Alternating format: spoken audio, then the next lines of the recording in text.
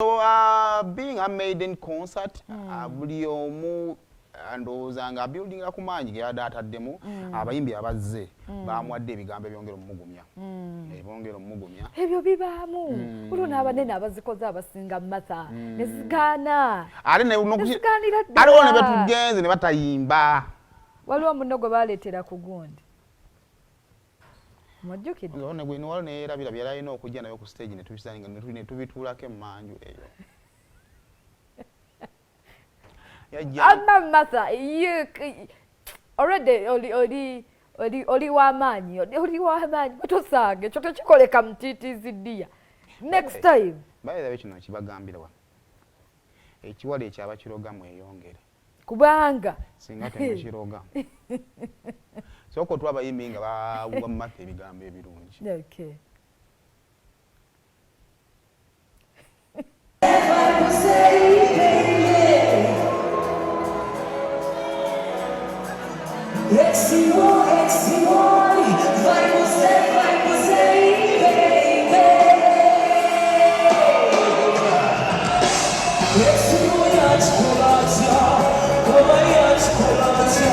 Gwe kibuzeemu naye ye kimanya alyoke because it's her first show ate era bafaani be bazze so tuleme nnyo okukitwala nga mbuula okuba omuntu gwe tokoze kyayagala oba kyoyagala kyobadde osuubira tekitegeeza mbu ye tali contented. Omuyimbi yenna first concert ye tegeeza kyamaanyi kyonna kyaba asobodde okukola tukisiime.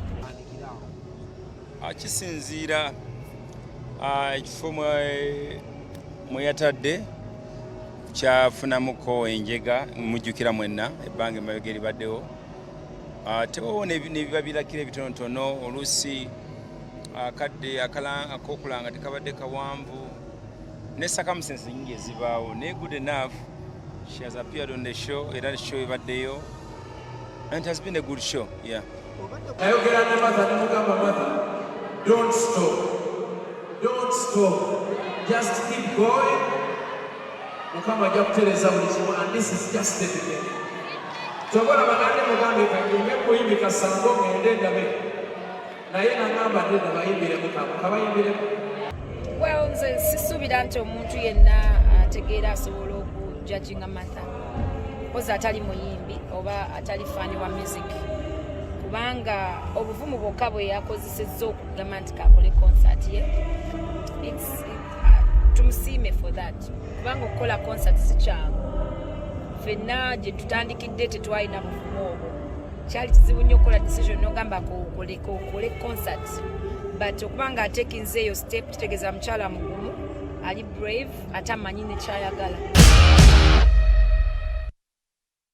Bivuddeyo bulungi omuntu okusalawo n'ogamba nze Martha Mukisa nina music wange bwati kanteke ku Freedom City cause Freedom City nene banene bagitegekeramu eyo already step simu walayi mujja gamba tuli mu ggulu kola kyoba kujubisa oba kyakoze kita but it's a step bangi basinze nga bateteeka naye kakati abina nga tumaze obigira venue ina problems zaayo era ndowooza management ya Freedom City you need to work on that PR y'ekifo okwongera okuwa abantu essuubi nti Freedom City omuntu asobola okujjawo mu mirembe kati olaba Martha Mukisa nga bwavuddewo tukyogedde omulala singa agendayo God forbid ne kimugwako tujja kyogera venue ejjafuna problem oba ontegeera kubanga teri ategeka show kufiirwa so management ya Freedom City kimino kikolako mu bulungi mukole ku pyala w'ekifo abantu bakikiri bakitegeere then okugenda ku management ya